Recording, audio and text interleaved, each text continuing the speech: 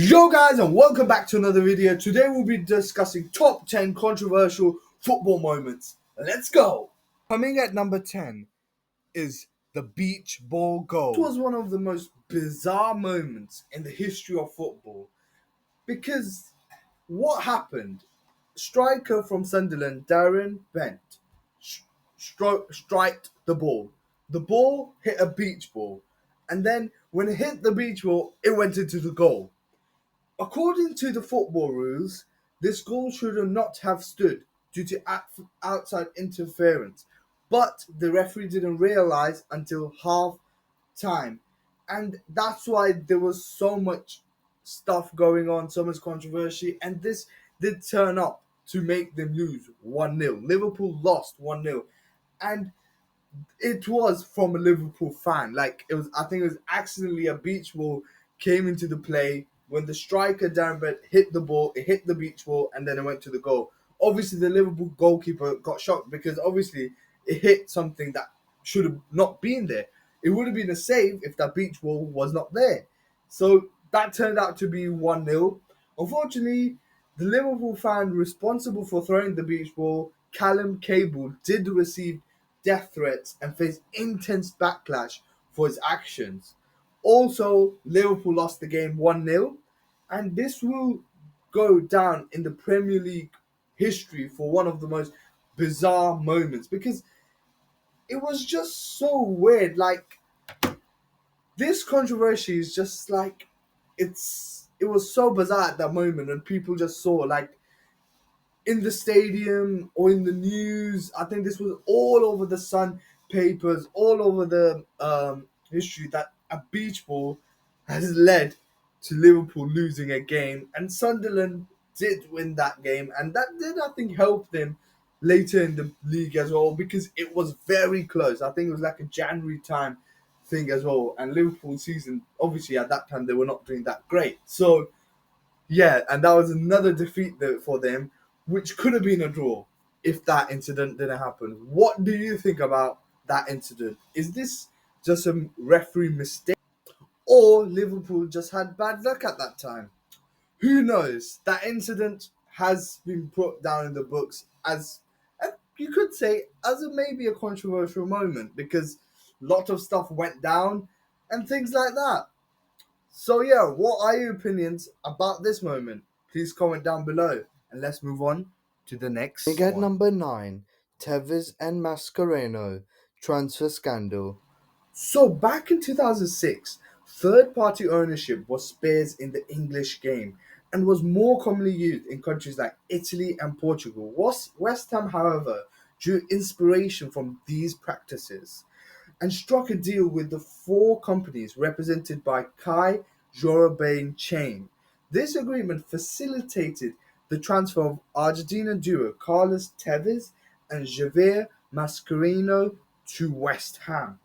But in a strange turn of events, it emerged that West Ham did not technically own the players, but had instead purchased financial rights to their contracts. Upon further investigation into the deals, the Premier League issued West Ham with a 5 million fans, but fans across the country expressed their disapproval of the decision not to deduct points, particularly since West Ham's survival in the league came at the cost of Sheffield United's relegation.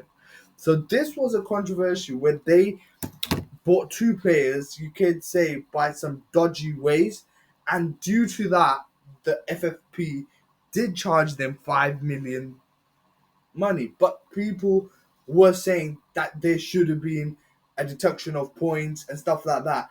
But to those people, I have to say, look now, there's Manchester City who have broke the FFP rules about 115 times, but still, it's been 2-3 years. We have nothing, no fines, no relegation points, nothing. So at least West Ham got fined. Man City is there just with this Saudi money still ranging. But jokes apart, this was a mad one when I was researching and stuff. I never knew about this one, but this did cost, like, people at that time and still say this cost Sheffield the like relegated, because most likely those players did turn out to do very well at that team and maybe help West Ham not get relegated. And on the other hand, Sheffield got relegated in the hands of this dodgy, corrupted way. So yeah, one side they fined, but the big thing is people are still annoyed. Why was there no deduction points? What are your thoughts on this case? Like, do you think what FFP did was right, £5 million good, or do you think they should have had deducted points? I personally think they should have deducted the points, because if you buy some players through dodgy ways, there should be something that FFP should have a stance. They should be like, yes, you've done wrong. We are going to deduct points and fine you, because with fine, 5 million is nothing for a big club. They can just give it like that. But if you deduct the points, it means that they will be more careful next time. But what are your opinions on this story? Please comment down below, and let's move on to the next one. Coming at number 8, South Korea's shady run. So, in 2002, South Korea were hosting the 2002 World Cup. The tournament was known as the underdog tournament because Turkey and South Korea reached the semi-finals, but got knocked out by Germany, and Brazil won the World Cup. But South Korea's run to the semi-finals was the most shadiest and most questioned run, and that's why it's in the controversial moments. So basically, the co-host South Korea's shock semi-final run at the 2002 World Cup did raise a lot of suspicions over South Korea's success due to some questionable referee decisions in the previous games. So basically, in the game where they were against Italy, Ejuwe Gun headed a golden goal past Gianluigi Buffon to win South Korea the match against Italy 2-1. But in that match, there was an Ecuadorian referee, Brian Mourinho, allowed a number of goals, what many saw as clear fouls, to go by as the Koreans smashed up the Italians. Like, there were so many moments where the Koreans were playing so rough, so dirty, and the referee did nothing. He just let it go by. And that's why that was a bit dodgy. Also, in this game, Alessandro Del Pereiro was elbowed in the face, and Jalusia Zapurota was two-footed without any punishment. The referee did nothing about this and just gave it like, this is it basically. Pero got like, pushed, pushed, and my man referee was just there like, nothing happened. That's how much of a rigging was looking around. Also, Francisco Totti was sent off in extra time for diving when he was chopped down in the box, while Damino Tomasesi had a goal wrongly ruled out for offside. That was the game where Italy, of course, lost and was knocked out from the World Cup. But that's why it raised so many suspicions, because how can somebody get for diving get a red card and get sent off when he actually literally got suplexed, or literally just got, and then a goal which was not offside got wrongly ruled out. Also in this match, South Korea go on and they also beat Spain on penalties in the next round after neither side could score in normal time. Well, one team did, which was Spain, of course, and they did twice, but the official chalked them off both off. First goal ruled out due to shirt pulling, which was in line with the game. But, however, second goal, although South Korea did a lot of short, but the second goal that Spain called and was not allowed was very dodgy. But South Korea did a lot of shirt pulling, which went unnoticed. Same as the last game where I told you that they were elbowing and stuff like that. Even in this game, they were playing quite rough and shirt pulling. But when Spain did it, that's when they get punished. But when South Koreans did it, there was no punishment.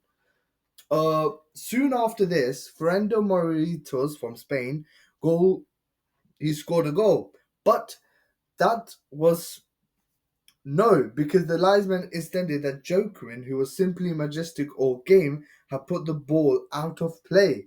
Replay showed that this was completely wrong and not even close.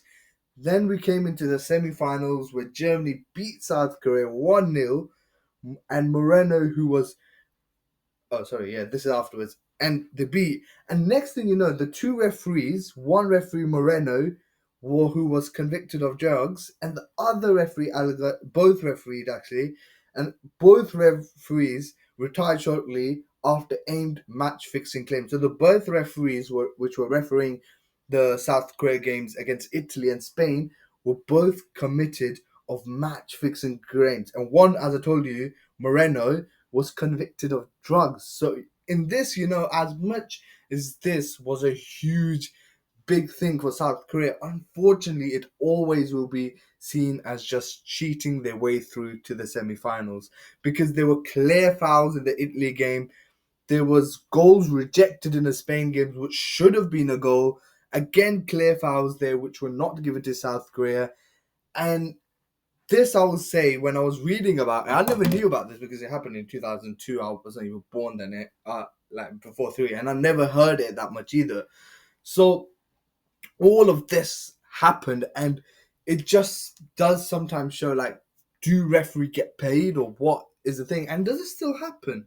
It's a very huge question, because sometimes you do see some games and you're like, this was a very, very dodgy referee decision. Was it actually just a referee mistake, or was it like with this case where they tried their well best for South Korea to do well, to go through? Like, there were so many decisions which were dodgy. Like, I literally told you, and all the ones I read, they just sound so genuine. Like, and then afterwards we realized their referees were actually paid as well. Like, they did match fixing before. So it does make a huge question to FA. Like, do they do more checks now? Obviously, this happened in 2002, so I think the stuff is better now. What do you think about this whole World Cup 2002 scandal? And weirdly enough, South Korea were the host as well, so it does make it more shocking as well that they hosted the World Cup and they did some cheating as well. So, wow. So that was that story. What do you think about it? Please comment down below, and let's move on to the next one. Number 7. Maradona's failed drug test. So Maradona, as we all know, has done a lot of controversial moments, and don't worry, he is gonna reappear, and everybody knows which one is gonna be. It's gonna be the Hand of God, but obviously that's gonna come number one. But at number 7, we got another one, which is Maradona's failed drug test in 1994 World Cup. So basically, this was Diego Maradona's fourth and final World Cup in 1994, ended following two group stages tilts against Greece and Nigeria, when the Argentinian icon tested positive for simulate epidine. Maradona was removed from the tournament following a failed drug test. Argentina went on to lose their final group game and eventually got knocked out in the round of 16 at the hands of Romania. He had been banned 15 months for cocaine in March 1991 before. Basically, as we all know, as Maradona came at his end of his career, he did get fined for cocaine.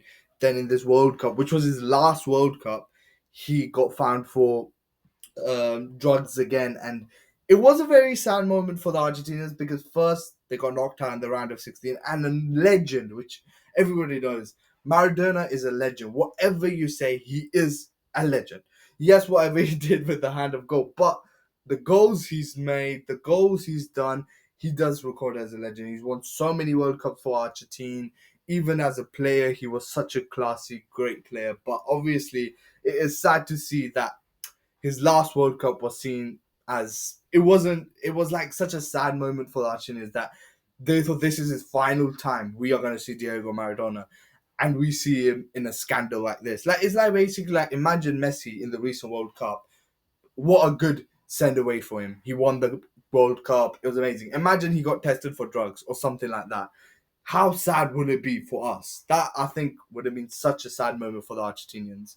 So it is a bit of a one, but Yeah, what do you think about that one? If any of you were alive at that time, I was not. How did you feel? And if you are from Argentina, how did you feel? And if you were born at that time, how did you feel when you find out this news?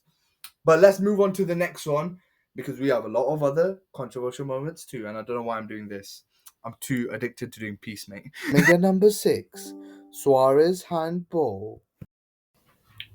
So now we are going to the 2010 World Cup moment, which is very famous and talked about, where Luis Suarez used his hand to prevent a goal against Ghana, denying them a place in the semi-finals.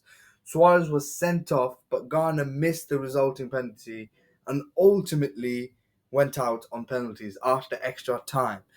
If that goal went in, they would have won that game. So this is a very controversial moment. For Uruguay fans, it's more like a, yeah, we went to the semi, let's go. For Ghanaians, still now it's a heartfelt moment that what Suarez did. I think the officiates did a very good job. They gave what they should have. Penalty, sent him off, cool. That all is nothing controversial. The only saddest moment is for Ghanaians. Like, this was like maybe the first time or something they might have gone to the semi. Just going to the semi-finals would be such a huge achievement for them. It's the same thing like when Turkey went to the semi-finals in 2002, or recently when Morocco went to the semis. It's like it's just a feel of pride that a team that is so small and coming in and going to the semis would have been such a mad achievement. But Suarez did block that goal. Some people say that it was for the club. I think if they did for my country's calm and stuff like that, and he got the consequences, which was the big thing. And I think I agree. Obviously, Ghanaians. It's sorry. I remember I saw an article where it was a previous Ghanaian player who's like, I still do not forgive Suarez for that moment because it was so heartbreaking. Because we were so close to that moment. Like, if you imagine that goal went in, the Ghanaians would have gone crazy. And it was in South Africa as well. It was the South Africa World Cup. Obviously, there's two famous moments from South Africa. First one is that waka waka eh, and the second I will think is the Suarez handball, which denied Ghana. What do you think about this moment? Please tell me down below, and let's quickly move on to the next one. And number 5, Cantona's Kung Fu Kick.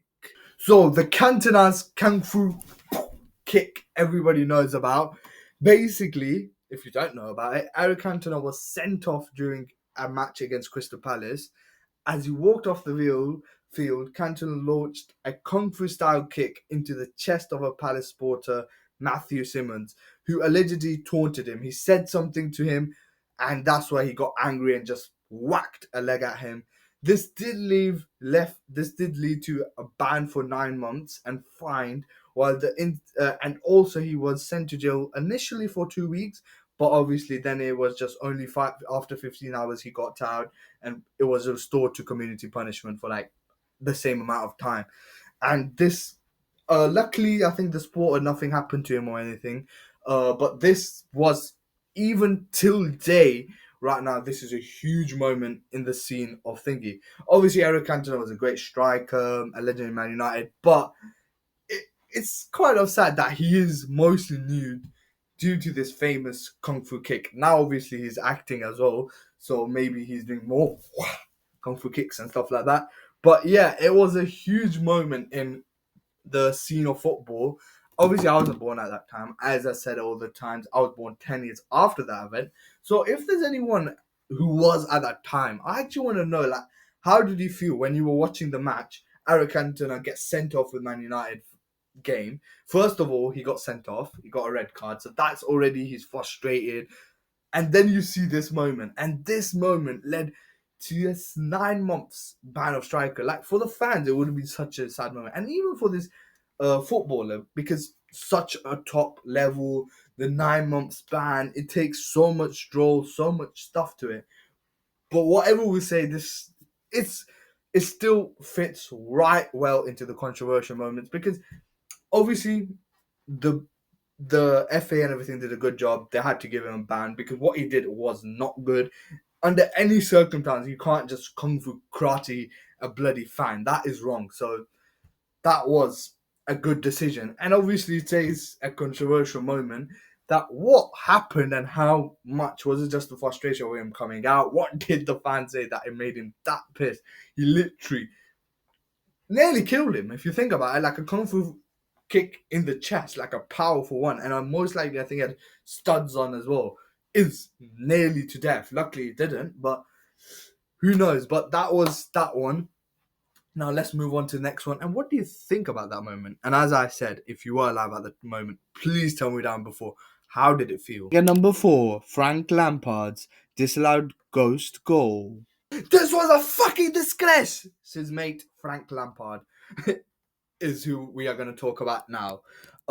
And basically, in the 2010 World Cup, round of 16, England trailed by 2 goals before Matthew Upson clawed a goal back for the Three Lions. Just 3 seconds later, Frank Lampard unleashed a long-range shot that struck the crossbar and clearly bounced over the line. The midfielder began to celebrate until the officials allowed play to continue and judged the ball hadn't crossed the line. That would have equalized the game to 2-2, but the game turned out to be 4-1. The incident led to introduction of the goal line technology in 2012 and still the most debated moment in the history of like English football, whatever, because they were in the round of 16 and it was so close. Like they were 2-0 down. They score a goal. It would have been 2-2, but it turned out to be 4-1. Maybe the momentum, the style, everything would have changed. And maybe England might have won that round and might have beaten them. But it just changed everything due to that goal that got disallowed, which clearly when replays came in and everything like that, they saw it was in, and that will be such a great goal for Lampard. Who doesn't know Lampard?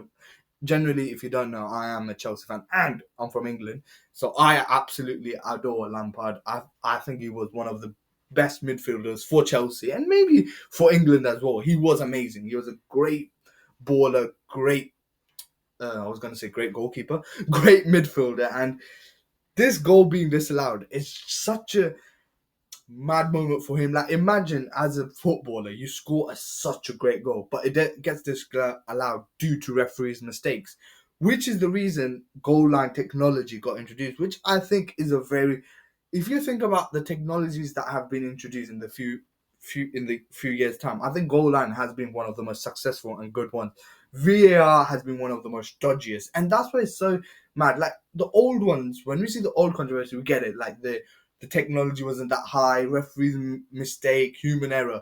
Now we got a technology, and we still we get to more errors, and it just makes the game more so bad. Like, oh, VAR might offside it, and sometimes it's not even an offside. So it's a bit sad, but that maybe if you guys want it, I could get the wrongs with VAR, whatever controversial moments of VAR if you want, and that could come down as well. But let's stick on this one. It was a very sad moment, and this led to the goal line technology, which is mad. So this was such a big moment that it led to a revolution. So yeah. Now let's go on with the next one and let's see what happened there. And comment down below, what do you think about this moment? Coming at number 3, Battle of Santiago. This moment is this old. It's older than England winning the World Cup. Yes, this moment happened in 1962. So I think so. Most people are not even alive to tell me that if they know about this moment. Maybe they are, but they might not watch YouTube that much. And 100% they don't watch my YouTube. And most likely none of them watch because I got 0 views. But that's not the question right now. But this happened in 1962 World Cup. A match between Chile and Italy was infamous for its extreme violence and brutality, with multiple players sent off and injuries sustained. Chile won the game 2-0.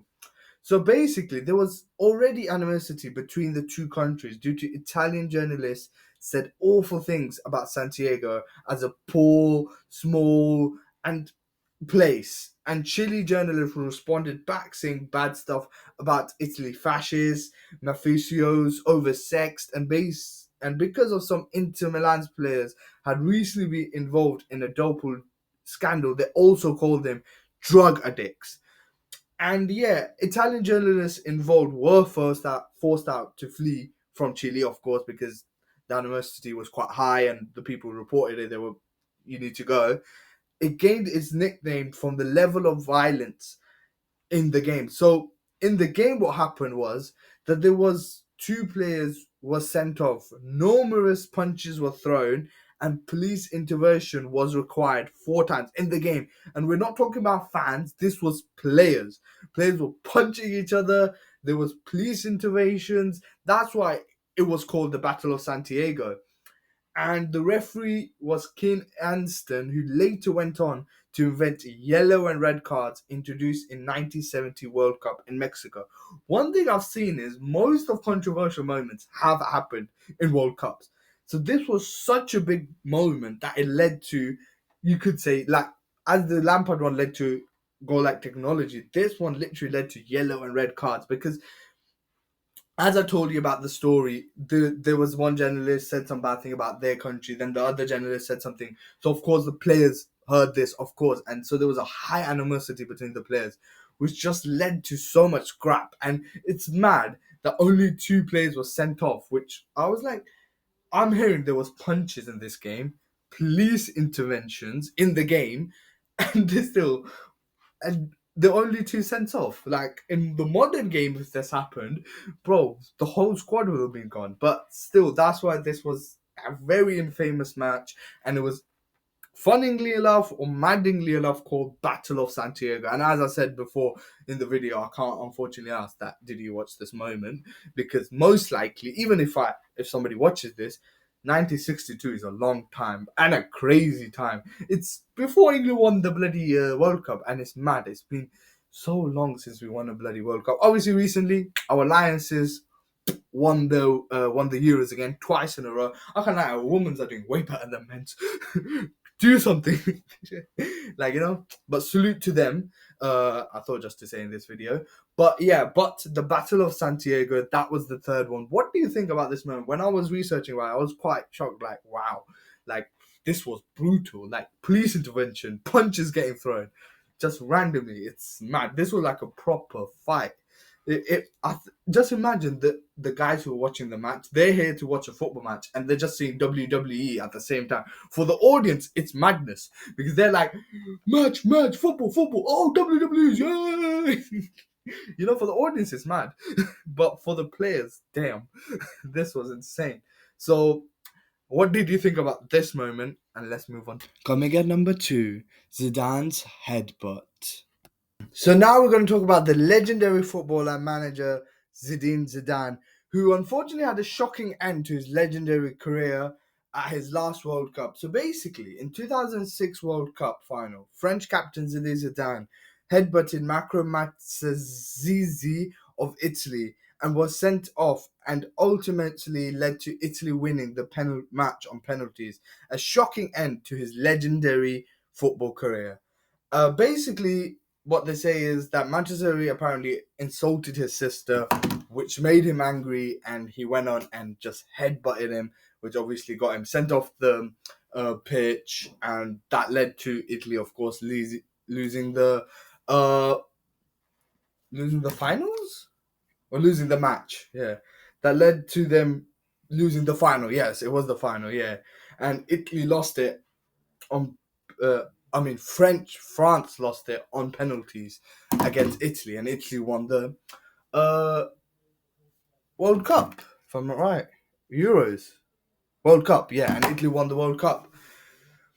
This was one of a very sad, if you could say, a very iconic, sad moment for French fans, of course, because such a legendary footballer. Obviously, afterwards, who knew he would create a mad career again in his managerial by winning 3 Champions League in a row, and also he had the mad likes of Benzema, managing Benzema, Ronaldo, Bale, like that team. Oh my god, I can't talk about. But right now we're talking about the controversial moment, not about Zidane's achievement. So this was one of his lowest moment, maybe, and it was quite sad for the French fans because it was the last time they were seeing Zidane play, and it would have been a very good moment for them if he had won. But unfortunately, like with Maradona, how his last career World Cup ended, his career World Cup ended in a sad moment as well.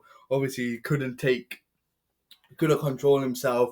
He just whacked and headbutted Mr. Mazzari, which led to, you could say, a controversial moment because it was all over the internet, like how he just went in, and even now there's memes, there's cartoons and stuff made on this moment. What do you think about this moment? I think it was hilarious, a bit sad at the same moment. But that is it for no, that is not for today, guys, because we got one more left. At number 1, Maradona's Hand of God. Obviously, this had to be number one. Maradona's hand of goal, one of the most iconic moments. And if I'm making a list of top 10 controversial football moments, this is the biggest controversial moment. And this game, I think, in the Germany one where England got right off, I think that one, when I look at it, was actually unfair because it was literally a clear goal. Whereas this one, Argentina was dominating. So I think they did deserve the win, if I will say, because but still, maybe if the goals counted, if that goal was not counted, maybe momentum, and as I said, anything could have happened in this game as well. You never know. But let's go on. I know most people will know, but this is a controversial moment, so I have to explain it. So in the 1986 World Cup quarter-final, Diego Maradona, one of the greatest players of all time, scored a goal for Argentina against England with his hand. A clear violation that the referee missed. A legendary controversial moment in the history of football, which still gets debated till this day. The goal was illegal under association football rules because Maradona used his hand to score. However, the referees did not have a clear view of the play and allowed the goal to stand. This goal gave them a 1-0 lead and then scored one of the goal of the century and went on to win 2-1. Lineker scored later, obviously the one, and Argentina won the World Cup that year as well. So this was a legendary moment in the game. This was, I think, a moment of the game where we first saw, you could say, a cheating goal, and right after that, we saw the goal of the century for Maradona. We literally just saw one side Maradona cheating, and the other side we saw why he is the greatest player of all time, which was so insane. Like this moment, obviously for English fans at that time who were around, still are very sad about it, but I think right now the U fans are like, this was a historic moment, and maybe one of the most controversial moments that what referees was maybe referees' mistake. They couldn't see. Obviously, technology at that time was not that big, so of course human error used to happen. But look at this. I think one thing I think about the olden times when I was researching about controversial moments like the hand of God or the Suarez moment or even the Lampard, like these moments happen and you can justify that, okay, there were human errors and it just created legendary moments. Whereas now, I want to make a video, there's VAR, there's going like technology, and there's still so many dodgy referee moments, especially in the Premier League, which we're not going to celebrate. Why? Because we got technology. There's no ask for human error anymore.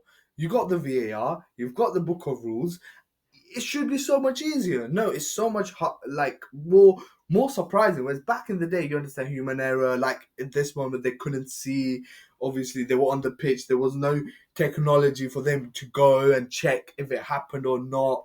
And plus there's so many rules now which make it so much more complicated for no reason. It should be so simple, especially with the hand